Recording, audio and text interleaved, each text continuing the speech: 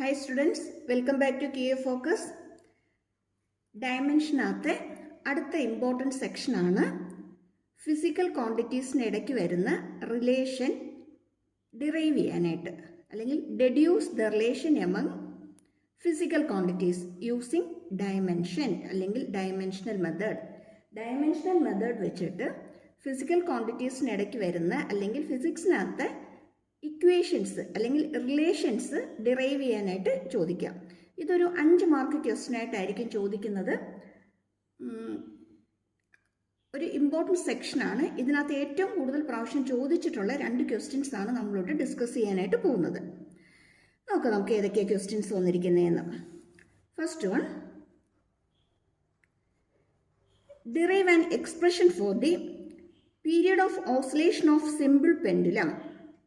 ഇനി അവിടെ എന്തൊക്കെ തന്നിട്ടുണ്ട്? Period of oscillation depends on length, mass and acceleration due to gravity. Just ഒന്ന് വായിച്ചു നോക്കിയേ.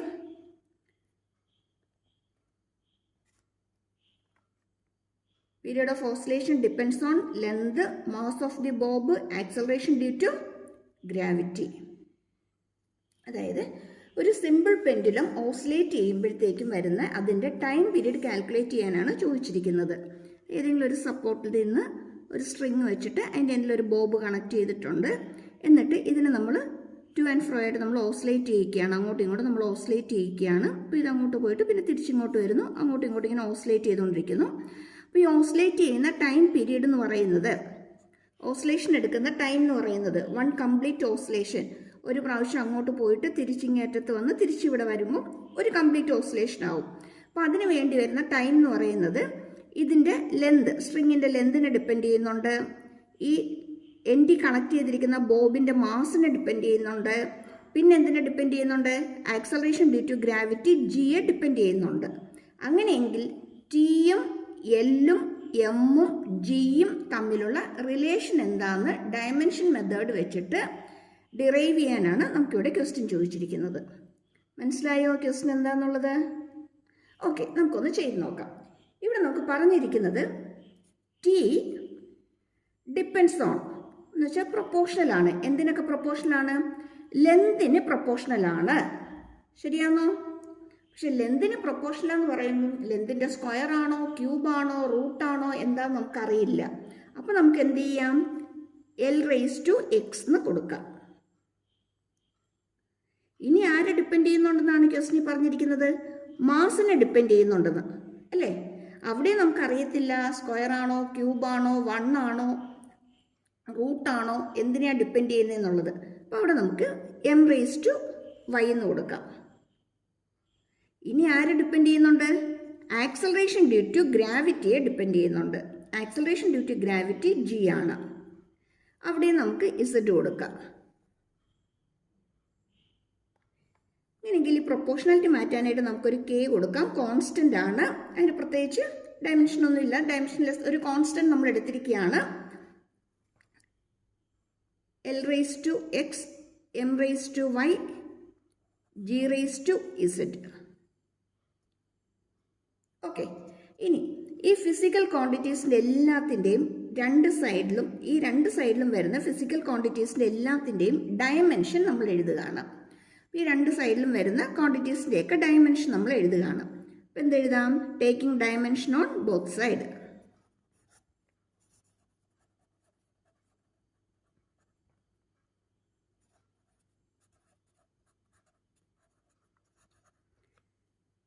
ഇവിടെ തന്നിരിക്കുന്നത് ടൈം പീരീഡ് ആണ്. ടൈമിൻ്റെ ഡയമെൻഷൻ നമുക്കറിയാം, T ആണെന്നറിയാം. K കോൺസ്റ്റൻ്റ് ആണ്, നമുക്കത് വേണ്ട വിട്ടേക്കാം.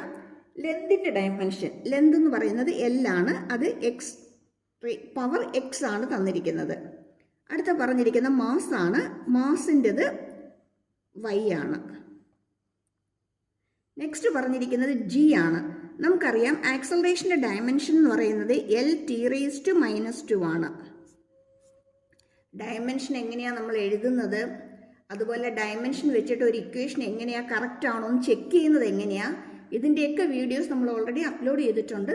കാണാത്തവർ അതൊന്ന് നോക്കി പഠിച്ചോണം കേട്ടോ, ഇമ്പോർട്ടൻ്റ് ആണേ. അപ്പോൾ നോക്കി, ഇവിടെ ആക്സലറേഷൻ ഡ്യൂ ടു ഗ്രാവിറ്റിയുടെ നമുക്ക് എന്തെഴുതാം?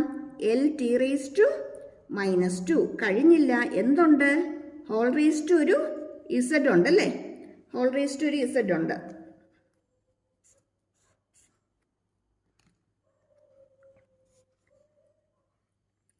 That is T means T raise to 1 എന്ന് കൊടുക്കാം. L raise to X, M raise to Y, L raise to ഈ ഇസഡിന് നമ്മൾ അകത്തേക്ക് കൊടുക്കുമ്പോഴത്തേക്കും എൽ റേസ് ടു ഇസഡ് വരും, ടി റേസ് ടു -2 ഇസഡ് വരും. ശരിയാണോ?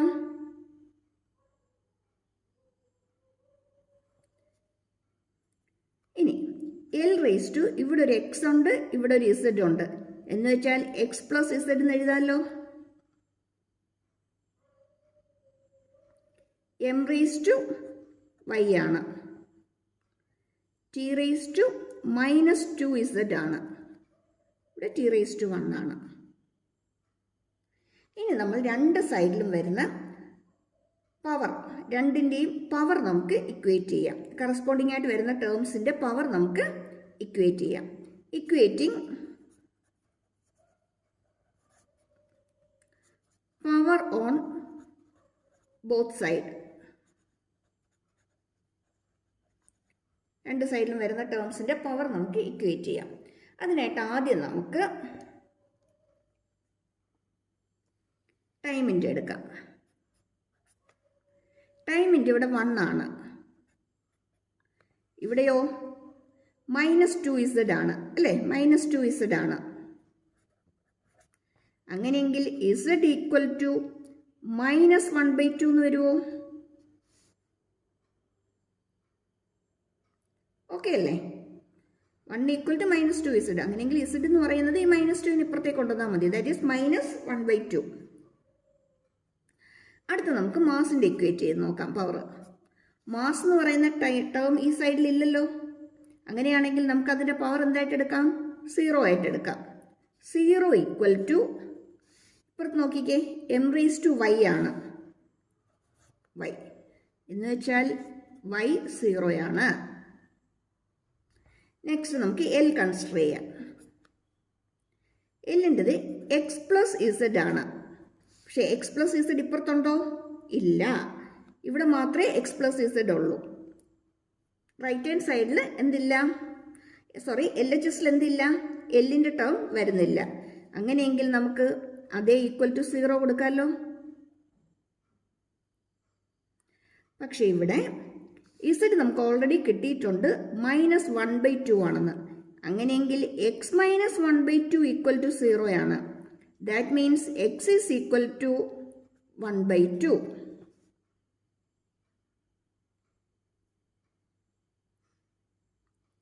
കിട്ടിയോ? ഇനി നമുക്ക് ഇതിൻ്റെ വാല്യൂസ് ഒക്കെ നമുക്കൊന്ന് തിരിച്ചൊന്ന് എഴുതി നോക്കാം. അതായത് t equal to k already അവിടെ ഉണ്ടായിരുന്നു. L എന്ന് പറയുന്നതിൻ്റെ പവർ x ആയിരുന്നു. ഇവിടെ x നമുക്ക് കിട്ടിയത് 1/2 ആണ്. പിന്നെ m ആണ്, എമ്മിൻ്റെ പവർ y ആയിരുന്നു. y നമുക്കിവിടെ കിട്ടിയിരിക്കുന്നത് 0 ആണ്. അടുത്തത് ആരായിരുന്നു? g, acceleration due to gravity. അതിൻ്റെ z ആയിരുന്നു. z നമുക്ക് കിട്ടിയിരിക്കുന്നത് -1/2 ആണ്. നമുക്കറിയാം L റേസ് ടു 1/2 എന്ന് വെച്ചാൽ മീൻ ചെയ്യുന്നത് എന്താ? √L എന്നാണ്. അതുപോലെ g റേസ് ടു -1/2 എന്ന് വെച്ചാൽ എന്താ മീൻ ചെയ്യുന്നത്? 1/√g എന്നാണ്. ശരിയല്ലേ? അങ്ങനെയെങ്കിൽ ഇവിടെ നമുക്ക് k ഇൻറ്റു √L/g എന്ന് എഴുതാം. √L/g എന്ന് എഴുതാം. ഇനി m റേസ് ടു 0 എന്താ? 1 ആണ്. Any number raise to 0 is equal to 1 ആണ്. അവിടെ ആരില്ല? എമ്മിൻ്റെ ടേം ഇല്ല.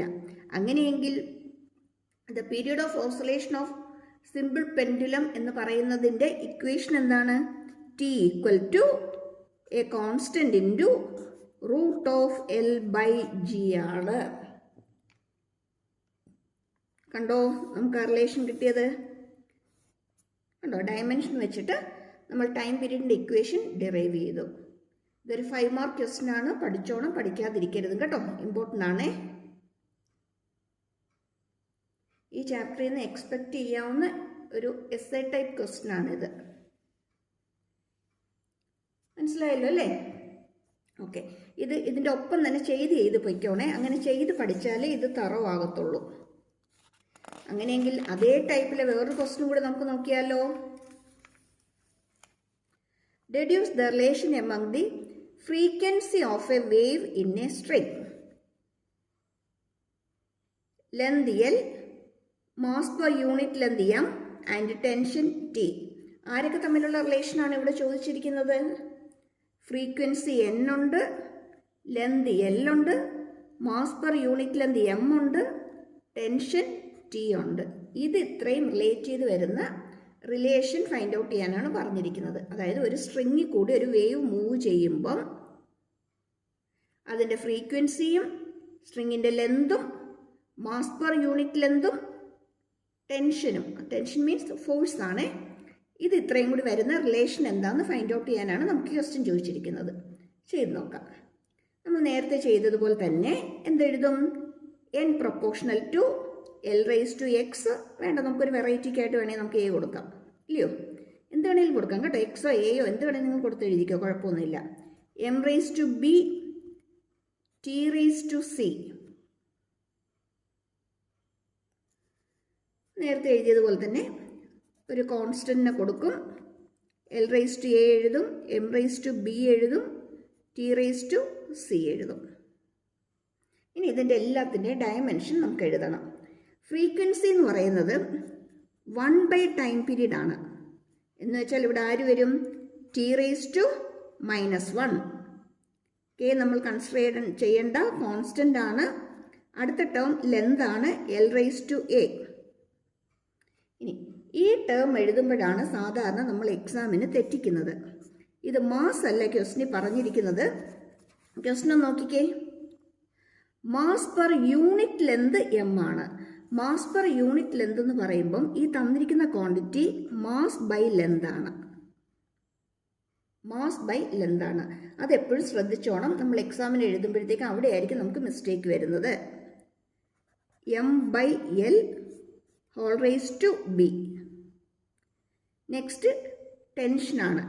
ടെൻഷൻ എന്ന് പറയുന്നത് ഫോഴ്സ് തന്നെയാണ്. നമുക്കറിയാം ഫോഴ്സിൻ്റെ ഡയമെൻഷൻ എന്താണ്? മാസ് ഇൻറ്റു ആക്സലറേഷൻ ആണ് equation. That is m/L T raise to -2. ശരിയാണോ? m/L T raise to -2. നമുക്ക് ഇവിടെ എന്ത് സബ്സ്റ്റിറ്റ്യൂട്ട് ചെയ്യാം? ടിക്ക് പകരം m/L ടി റേസ് ടു -2. ആരുണ്ട്? ഹോൾ റേസ് ടു സി ഉണ്ട്. നമുക്കത് ഒന്നും കൂടി ഒന്ന് എടുത്തെഴുതാം ക്ലിയർ ആയിട്ട്. That is T raise to -1 is equal to L raise to A, m/L the whole raise to B ആണ്. എന്ന് വെച്ചാൽ നമുക്ക് m/L raise to -1 the whole raise to B എന്ന് എഴുതിക്കൂടെ? അടുത്ത ടേം ആരാ? m/L T raise to -2 the whole raise to C.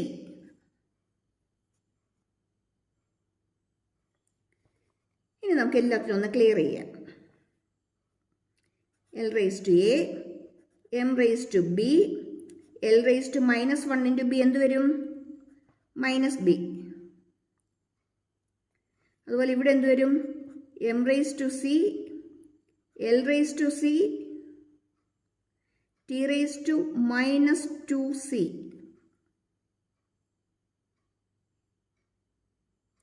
നമ്മളിതൊന്നും കൂടി ക്ലിയർ ചെയ്താൽ T raise to -1 is equal to L raise to, ഇവിടെ ഒരു എ ഉണ്ട്, ഇവിടെ ഒരു -b ഉണ്ട്,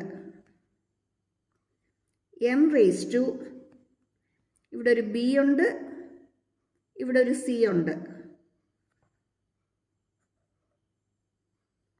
പ്ലസ് c. ഇവിടെ ഒരു L റേസ് ടു സിയും കൂടി ഉണ്ട് കേട്ടോ. അപ്പോൾ ഇതിൻ്റെ കൂടെ ആരും കൂടി വരും? ഒരു പ്ലസ് സിയും കൂടി വരും. L raise to A minus B plus C, m raise to ബിയും സിയും. ഇനി ടൈമിന് ആരുണ്ട്? -2c ഉണ്ട്. ഓക്കെ, ഇനി ഇത് സിംപ്ലിഫൈ ചെയ്യുമ്പോഴത്തേക്കും നമുക്ക് ആൻസർ കിട്ടും. ഇനി ഇതെങ്ങനെയാണ് സിംപ്ലിഫൈ ചെയ്യുന്നതെന്ന് നമുക്കൊന്ന് നോക്കാം. അപ്പം കിട്ടിയത് t⁻⁻1 is equal to LA⁻−B plus C M⁻B plus C t⁻−2C. Correct ആണെന്നൊന്ന് ചെക്ക് ചെയ്തേക്കട്ടെ. A-B plus C, B plus C, -2C. അതെ, A-B plus C. ഓക്കെ. ഇനി നമ്മൾ നേരത്തെ ചെയ്തതുപോലെ തന്നെ രണ്ട് സൈഡിലും എന്ത് ചെയ്യണം? പവർ ഇക്വേറ്റ് ചെയ്യണം. Equating power on both sides.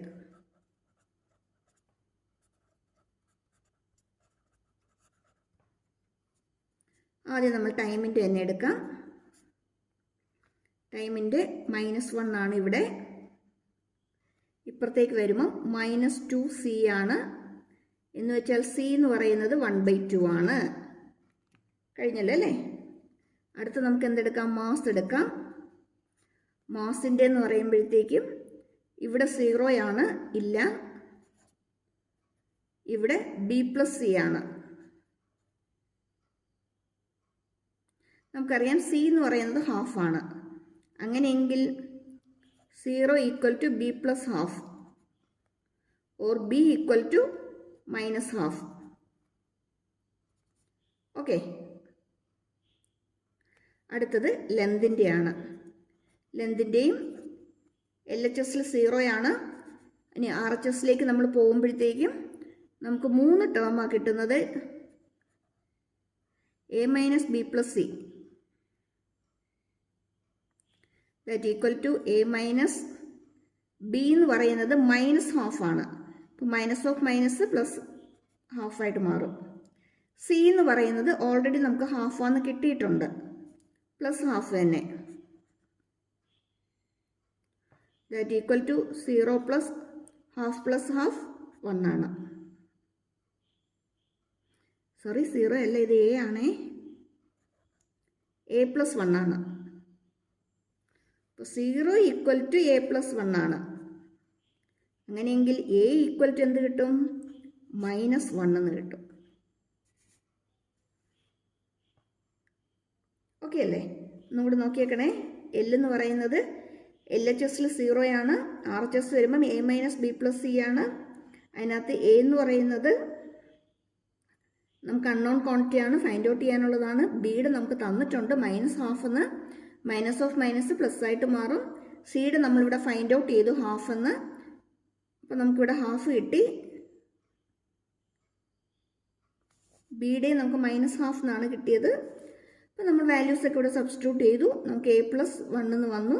അങ്ങനെയാണെങ്കിൽ എയുടെ വാല്യൂ എന്ന് പറയുന്നത് -1 ആണ്. ഇനി നമ്മൾ എന്ത് ചെയ്യണം? എല്ലാത്തിൻ്റെയും പവറിൻ്റെ വാല്യൂ എന്താണെന്ന് വെച്ചാൽ തിരിച്ച് സബ്സ്റ്റിറ്റ്യൂട്ട് ചെയ്യുക.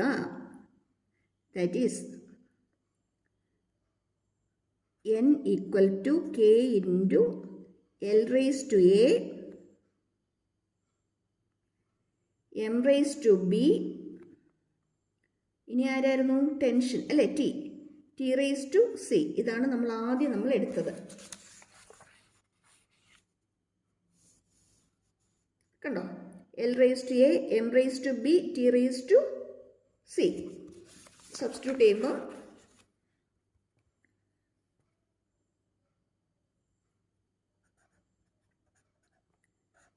L⁻A എന്ന് പറയുന്നത് -1 ആണ്. B എന്ന് പറയുന്നത് -half ആണ്. ഇനി t⁻C ആണ്. C എന്ന് പറയുന്നത് +half ആണ്. നമുക്കറിയാം L⁻−1 മീൻസ് 1/L അല്ലേ? 1/Lന് നമുക്ക് k/L എന്ന് എഴുതാമല്ലോ. k × 1/L, that is k/L. ഇനി t⁻½ means √T. M⁻−half means 1/√m. ഇങ്ങനെയെങ്കിൽ നമുക്കിവിടെ കമ്പൈൻ ചെയ്ത് എന്തെഴുതാം? T/m എന്ന് എഴുതാം. അതായത് n = k/L √T/m. ഇതാണ് ആരുടെ relation? Frequency of wave in a string. Frequency of wave in a സ്ട്രിങ്ങും അതിൻ്റെ ലെന്ത് എല്ലും ടെൻഷനും മാസ് പെർ യൂണിറ്റ് ലെന്തുമായിട്ട് കണക്ട് ചെയ്യുന്ന ഇക്വേഷനാണ് നമുക്കിപ്പോൾ ഇവിടെ കിട്ടിയത്.